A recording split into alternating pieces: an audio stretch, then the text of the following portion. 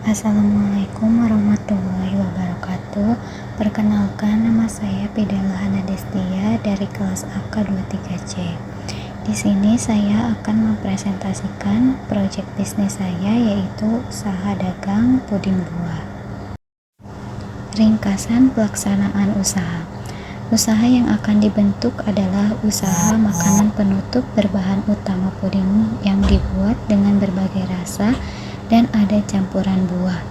Tujuan awal membentuk usaha ini adalah untuk memenuhi kebutuhan pasar. Banyak orang menyukai puding buah karena rasanya yang segar dan menyehatkan. Dengan membuka usaha puding buah, Anda bisa memenuhi kebutuhan pasar akan produk ini.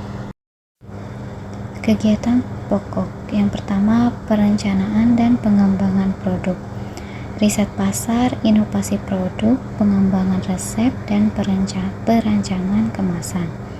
Dan selanjutnya ada produksi, pengadaan bahan baku, proses produksi, dan sanitasi dan keamanan pangan. Yang selanjutnya ada pemasaran, penetapan harga, promosi, dan distribusi. Sistem pengolahan puding buah. Sistem pengolahan puding buah dapat dibagi menjadi beberapa tahap utama. Yang pertama, tahap persiapan. Persiapan bahan baku, sterilisasi peralatan, penyiapan wadah. Yang kedua, tahap produksi.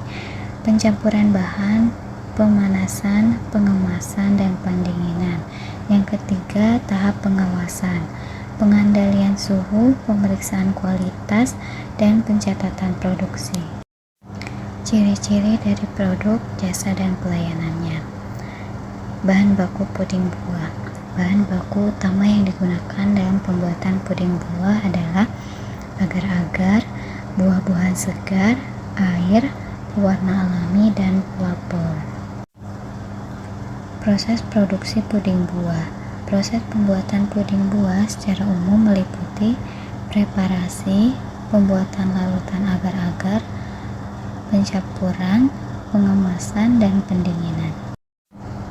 Tekstur puding buah: kenyal, lembut, dan lapis. Rasa puding buah ada mangga, stroberi, durian, alpukat, coklat, dan lain-lain. Variasi rasa puding buah mengkombinasikan buah, menambahkan bahan lain seperti kelapa muda, nata de coco, atau jelly, menggunakan topping seperti white cream, coklat parut, atau buah segar. Ciri-ciri jasa dan pelayanan. Yang pertama, kemasan puding buah. Desain yang menarik, informasi produk, praktis, dan ramah lingkungan. Yang kedua, pelayanan pelanggan. Keramahan, informasi produk, saran dan rekomendasi, kebersihan, dan responsif. Ukuran pasar dan potensi puding buah. Ukuran pasar, yang pertama ada popularitas, ketersediaan, varian, harga. Yang selanjutnya ada potensi pasar, tren sehat, inovasi, peluang bisnis, dan segmentasi pasar. Yang selanjutnya ada ringkasan proyeksi keuangan. Di sini ada alat-alatnya, yaitu yang pertama ada panci 1 unit dengan harga 150. Total biayanya 150.000. Yang kedua ada pengait 1 unit dengan harga 120.000. Total biayanya 120.000. Yang ketiga ada baskom 1 unit dengan harga 60.000, total biayanya 60.000. Yang keempat ada pisau 2 unit, 1 unitnya seharga 50.000, jadi total biayanya 100.000. Yang kelima ada sendok 2 unit, 1 unitnya 25.000, jadi totalnya 50.000. Yang keenam ada mangkuk 1 unit, harganya 12.000, jadi total biayanya 36.000. Yang ketujuh ada tatakan 1 unit dengan harga 10.000, total biayanya 10.000. Yang kedelapan ada cetakan puding 3 unit, 1 unitnya seharga 10.000, jadi total biayanya 30.000. Untuk total keseluruhannya yaitu 556.000. Yang selanjutnya ada bahan baku, yaitu yang pertama ada agar-agar 2 bungkus 3.000, ada susu cair UHT putih 100 ml 17.000, gula 300 gram 5.000, kiwi 500 gram 26.000, anggur 500 gram 15.000, stroberi 500 gram 15.000, air mineral 1,5 liter 20.000, kemasan produk 50 pieces 20.000. Jadi total biayanya 121.000. Sumber pendanaannya yaitu modal awalnya 2 juta, pinjamannya tidak ada, jadi totalnya 2 juta. Di sini ada visi dan misi perusahaan. Visinya yaitu menjadi perusahaan yang bertanggung jawab secara sosial dan lingkungan dalam industri makanan, mendorong gaya hidup sehat melalui produk-produk alami dan bergizi. Misinya yaitu menghasilkan puding buah dengan bahan-bahan alami, segar dan berkualitas tinggi, menciptakan inovasi rasa dan varian puding buah yang unik dan menarik, memastikan setiap produk yang dihasilkan memenuhi standar keamanan pangan. Tujuan jangka pendek dan jangka panjang perusahaan. Tujuan jangka pendek 1-12 bulan.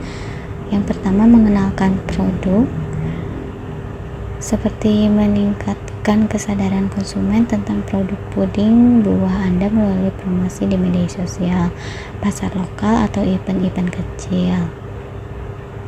Membangun jaringan distribusi awal, misalnya bekerja sama dengan toko-toko kecil, kafe, atau catering. Memperoleh pelanggan setia seperti menawarkan program loyalitas sederhana seperti diskon atau pembelian berikutnya atau hadiah khusus. Mengumpulkan umpan balik dari pelanggan untuk meningkatkan kualitas produk dan layanan.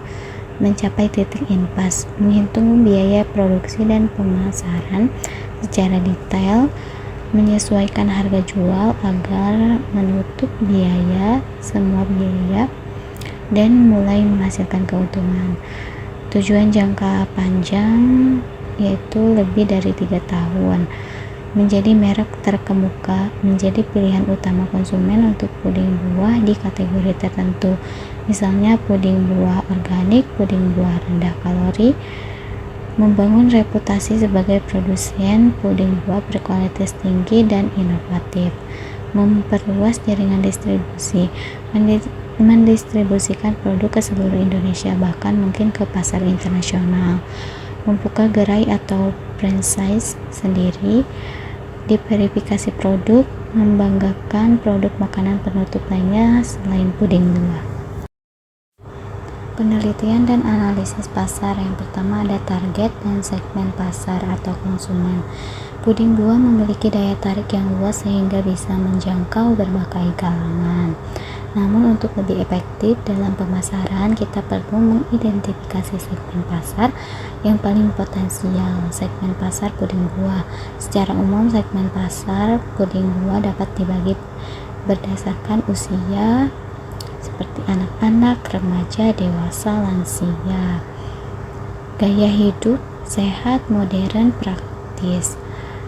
Untuk di acara khusus ada di acara ulang tahun, pernikahan, acara perusahaan. Yang selanjutnya ada rencana pemasaran. Yang pertama itu strategi pasar, penjualan dan distribusi. Yang kedua, penetapan harga. Kebutuhan modal awal untuk memenuhi usaha puding buah adalah sebesar biaya peralatan ditambah biaya bahan baku ditambah biaya operasional. Di sini ada total biaya investasi atau aset, biaya produksi, biaya operasional, biaya penyusutan. Selanjutnya ada harga pokok produksi atau HPP. Di sini ada biaya tetap, yaitu biaya penyusutan ditambah biaya operasional. Dan selanjutnya ada HPP, biaya tetap ditambah biaya produksi dibagi jumlah produksi. Yang selanjutnya ada harga jual per pack. Perkiraan finansial, yaitu yang pertama ada analisa laba rugi.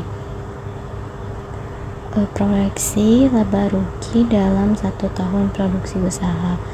Di sini ada pendapatan yang pertama, penjualan 5.000 dikali 50 pieces dikali 330 hari. Totalnya yaitu 80.500. Yang selanjutnya ada biaya produksi. Yang pertama ada biaya variabel, biaya bahan baku dan bahan pendukung. Yang kedua ada biaya tetap. Totalnya biaya produksi itu sebesar 17.727.000.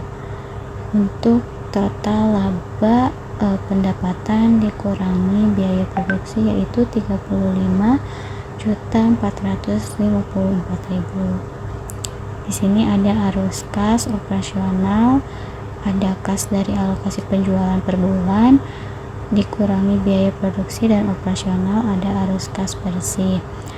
Ada juga arus kas investasi, pembelian peralatan dikurangi penyusutan peralatan per bulan, ada arus kas investasi bersih dan arus kas pendanaan, yaitu ada kas diterima dari investasi pemilik, arus kas bersih dan saldo kas 1 Januari 2025. Sekian presentasi dari saya, kurang dan lebihnya mohon maaf. Wassalamualaikum warahmatullahi wabarakatuh.